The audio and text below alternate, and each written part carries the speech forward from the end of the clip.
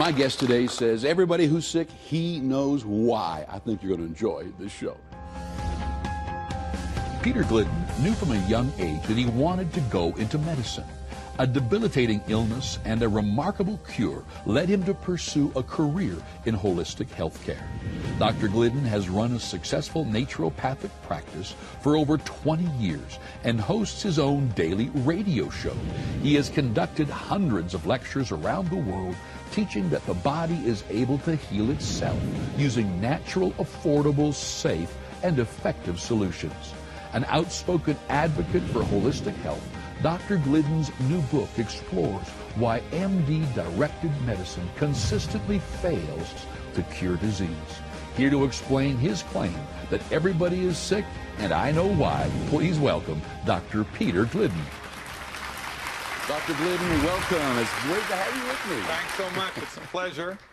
That's a fascinating title on this book. The MD Emperor Has No Clothes. Everybody is sick, and I know why. Man, you just say it. Yeah, we cut right to the chase because, you know, where did I hear, right? My people are destroyed by lack of knowledge. Yeah. We have a big problem here. It's a big problem. We're not getting healthier, we're getting sicker. Alzheimer's has risen from obscurity. It's the 6th leading cause of death, or the 4th, depending on how you crunch the numbers. When I was a kid, autism, 1 out of 10,000. Now it's 1 out of 69. Arthritis getting worse, type 2 diabetes getting worse, life expectancy getting less. And this in the 21st century, the age of modern medicine. What's going on? I'll tell you what's going on, man. We've taken the wrong dog to the hunt. Well, 30 years ago, I worked as a paramedic. And I remember getting one of my classes as we were doing, I forget what it was. We were doing meds or first-line drugs for cardiac. And I remember the one instructor saying that in the next 20 to 30 years, much of disease would be stamped out because of modern medicine. And I always remember that because now I look out there and nothing is better. It's like all these new diseases, new viruses, or at least they're naming them new names. Right. And you're right, it's like we're all kind of looking around going, what is going on? Well, I'll tell you what's going on. We've taken the wrong dog to the hunt, right? We don't have a free medical market, and this is a problem.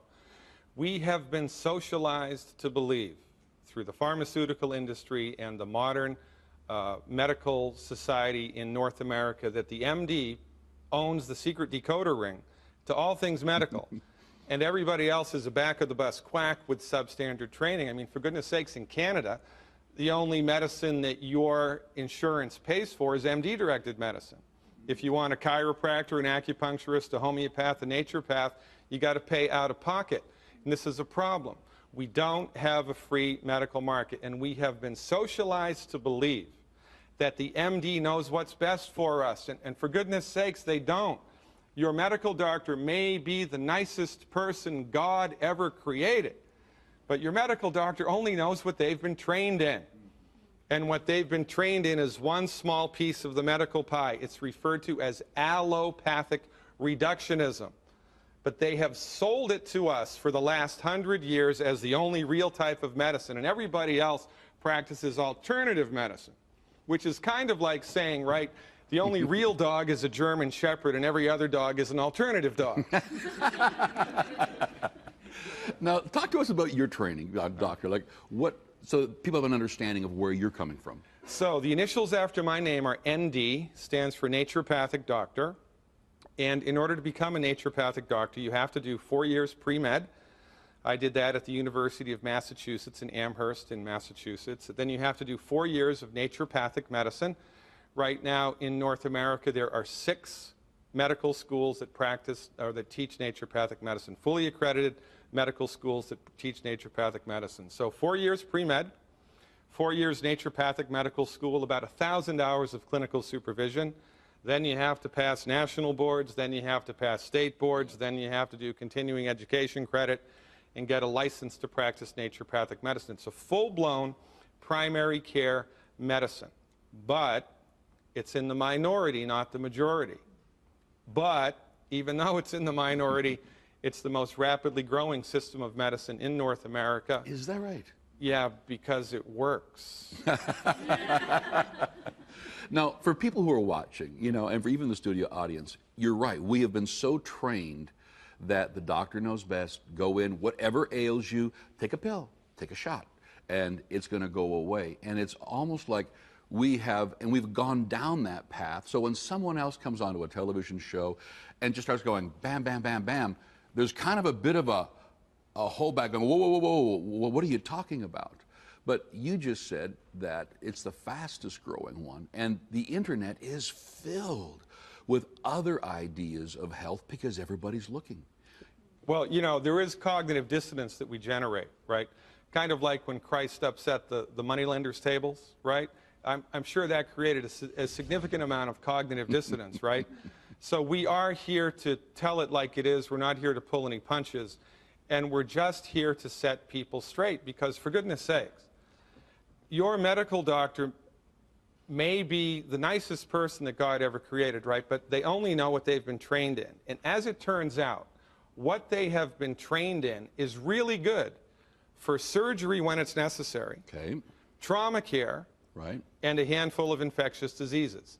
That's the wheelhouse of the MD. So you would use a medical doctor for those three areas? Thank God for Novocaine. Yeah, exactly. Thank God for penicillin, the surgical technique, right? I mean, this is not, we're not here to say that MDs are bad and naturopathic doctors are right.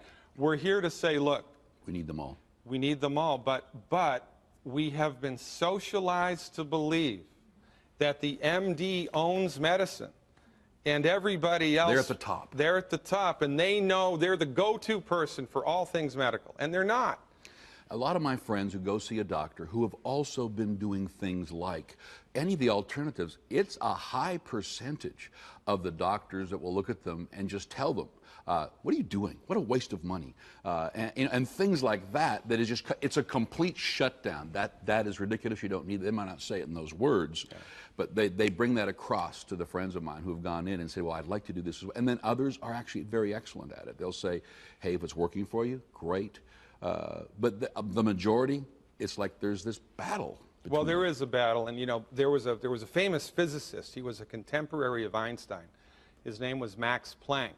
He was the guy that discovered quantum physics, right? Max Planck, and he was kind of outspoken. And one of my favorite Max Planck quotes is, "Science and medicine changes one funeral at a time," right?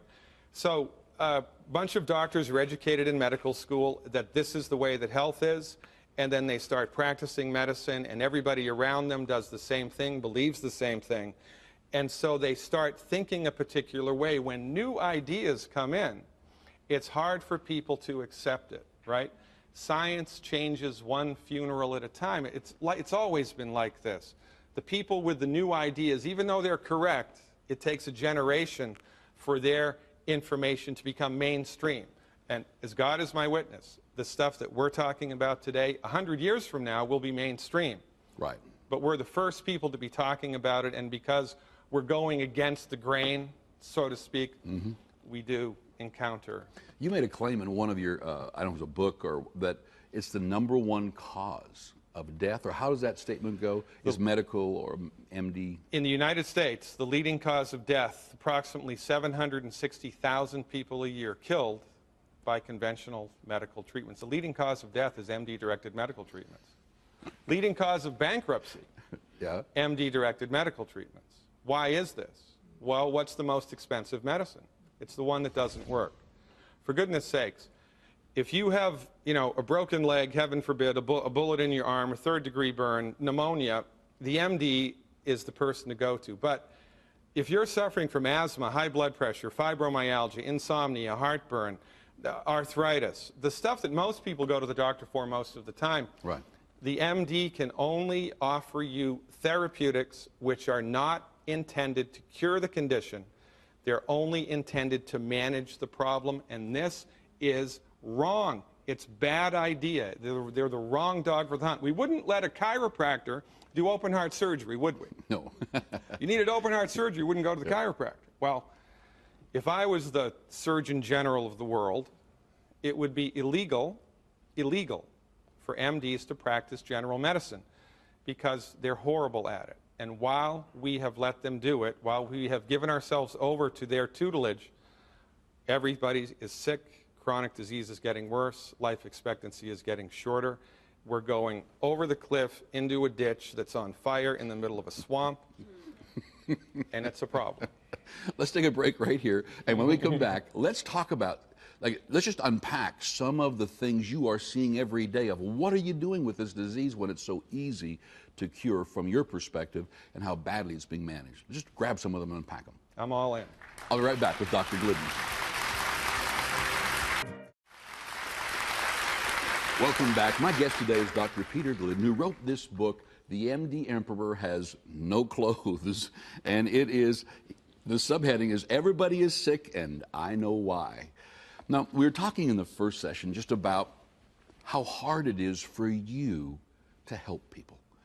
And I'm just going to guess, I mean, we've just met each other, but I'm going to guess that the reason you do what you do isn't because you're going to make a big fortune, it's because you care about people. Yeah, we're called, naturopathic medicine, holistic medicine is a calling. Yeah. Right? You do it because you're called to do it, and you get up in the morning and continue to do it even though you get a lot of flack for it, and it's very much an uphill struggle every day. Because, you know, what else is there to do? This is why I'm here. I'm not going to shut up. I'm not going away. Yeah. I'm just going to continue to speak the truth to whoever has ears to hear. All right. Now, you made some comments about different stats. Let's pick a disease or a condition, whatever you want to call it, and what would you see as a cure as opposed to the medical establishment? Heartburn. Let's talk about heartburn. Okay. This is an interesting thing to talk about, right? And this is a very important point for people to understand. MDs are not trained in medicine. Nobody is. Medicine is a vast territory, right? MDs are trained in one particular type of medicine. It's referred to as allopathic medicine. Okay. I'm trained in naturopathic medicine. There's chiropractic, homeopathic, osteopathic, Ayurvedic, right? Traditional Chinese medicine, acupuncture. Many different types of medicine, including what the MDs are trained in, which is allopathic medicine. Now, interestingly, allopathic medicine is based on a philosophy called reductionism. Every other type of medicine is based on a philosophy called holism. Reductionism argues if you can't measure it, it doesn't exist. So since nobody's ever dissected the soul out of a human being, since nobody's seen it with an MRI or a CT scan, it doesn't exist. Right. To the allopathically trained MD, consciousness itself is a function of biochemistry. And once you die, it's lights out, game over. There's no such thing as a soul, no such thing as a spirit, no such thing as life after death. It's all a fiction. And most importantly, allopathic reductionism argues that the human body is a bag of biochemicals waiting to break. And when it does break, it is not the doctor's job to cure the condition. It's the doctor's job to manage the symptoms with drugs or surgery. A cure is not possible. A cure is not even attempted. Think about it. Of the thousands of prescription medications that are currently available, the only meds that cure anything are antibiotics. Let's talk about heartburn. Well, to underline one other point, holistic physicians argue that the body is endowed with a spiritual soul force, which brings intelligence to play, divine intelligence. Our bodies are smart. Our bodies are so smart they grew themselves all by themselves from a tiny organism into us. Now, if the body can do that, do you think it can fix itself? Well, every holistic discipline in the world argues yes, the MDs argue no. So it's the holistic physician's solemn duty to provide therapeutics which support the body's built-in God-given ability to fix itself. It's the MD's sworn duty to suppress and manage symptoms. Now let's talk about heartburn. Okay. You have heartburn, the MD will tell you that it's caused by too much stomach acid, but they won't tell you how it's possible that the human body produced too much stomach acid. They'll just tell you it's a superabundance of stomach acid, and you need a proton pump inhibitor, which completely obliterates your body's ability to produce hydrochloric acid, or you need an antacid, right? By the way, the largest selling drug in the world right now, proton pump inhibitors and antacids. Really? Everybody is taking a proton pump inhibitor or an antacid. And the MDs have convinced us that the reason that we have heartburn, GERD, esophageal reflux, or Barrett's esophagus, right, whatever it is because one morning the human body just woke up and decided to produce too much stomach acid. Okay? Okay. And you have to not cure the condition, because we don't know what causes it. You have to manage it with daily proton pump inhibitors. Pretty good for the pharmaceutical industry, not so good for us, right? It's symptom management, not a cure. Now, inquiring minds want to know, why on earth would we give nearly $1 trillion, which is what we did, trillion, that's $1,000 billion of research money, to come up with a cure for cancer to the medical profession that does not even know how to cure heartburn? Well said. Because, right, we've been socialized to believe that the MDs own the secret decoder ring to all things medical and everybody else is a back-of-the-bus quack. We are of the opinion that heartburn is not caused by too much stomach acid, it's caused by not enough stomach acid. It's very easy for the body to run out of things and to underproduce. It's very difficult for the body to have a superabundance of things and overproduce. So, here's what happens. You swallow food, it goes into your stomach, it squishes out the walls of the stomach. Pressure receptors squirt a digestive enzyme called gastrin into the stomach. Gastrin builds up, and when gastrin gets to a certain level, the body then secretes hydrochloric acid. When hydrochloric acid and gastrin mix together, you have digestive soup, and life is good. The food that you just swallowed gets digested chemically, and everybody's happy. However, if you do not have enough hydrochloric acid, you swallow food, the pressure receptors are stimulated, gastrin gets secreted, more gastrin, more gastrin, more gastrin, no hydrochloric acid. More gastrin, more gastrin, more gastrin, no hydrochloric acid. More gastrin, no hydrochloric acid, because the feedback mechanism is gone. Gastrin has a peculiar property. When too much gastrin is in the stomach, there's a little valve at the top of the stomach that should be closed. It opens up. And now the gastrin, which is acidic, squirts into your throat and causes heartburn. Why is there too much gastrin? Because there's not enough hydrochloric acid. Why is there not enough hydrochloric acid? Because you are deficient in salt and calcium. Salt kills you. Salt, your body loves salt. The MDs have told you that salt kills you, and that's why everybody has heartburn. So you just give them salt? Well, what we tell people to do is what's correct biochemically and which is in step with human anatomy and physiology. Your body needs salt. Salt is an extremely important nutrient for the human body. Can you do too much of it? Yes. Too much water will kill you. Too much sunlight will kill you. Yeah. You can do too much of anything. It's hard to do it, though. It's hard to do too much salt, honestly. Salt and calcium. This is our fundamental message here, that all chronic diseases, every single one, are directly related to nutrient deficiencies. Deficiencies. There's no more food in our food. Everybody is nutritionally deficient. Everybody. Number one. Number two, in addition to that, everybody is eating food, the wrong food all of the time. We're eating food that's hurting the body, and the body is completely undernutrified.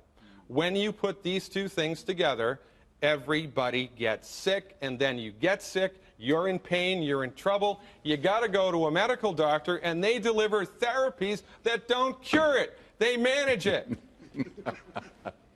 And I'm the quack. Matt, our time is up. We're going to have to do another show. Okay. I mean, I think people listening kind of going, no, what you just said in that series makes so much sense, because everybody is being scared of salt. So you got to come back and do another show, all right? I'm all in. Thank you for being with us today. I'll be right back.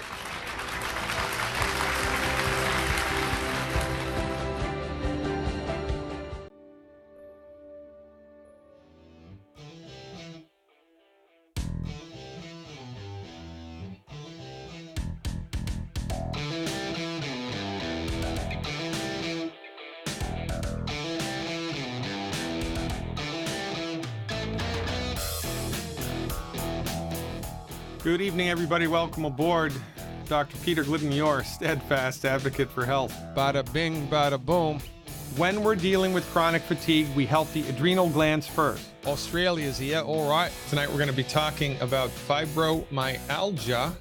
80% recovery on my lower back. It's 80% night. From the naturopathic point of view, from the medical nutrition point of view. I feel like I'm gliding along without a worry in the world. Here's the best part. Well, like that wasn't the best part. The tumor is not the disease. It is the result of the disease. And we are good to go. Is to blame. It's got nothing to do with exercise. Exercise will, in fact, make it worse. Thanks, Doc. You may have just saved my husband's finger. A rational person would look at something like this. You want to spray the heck out of it with colloidal silver when it shows up. What causes it and what to do to fix it.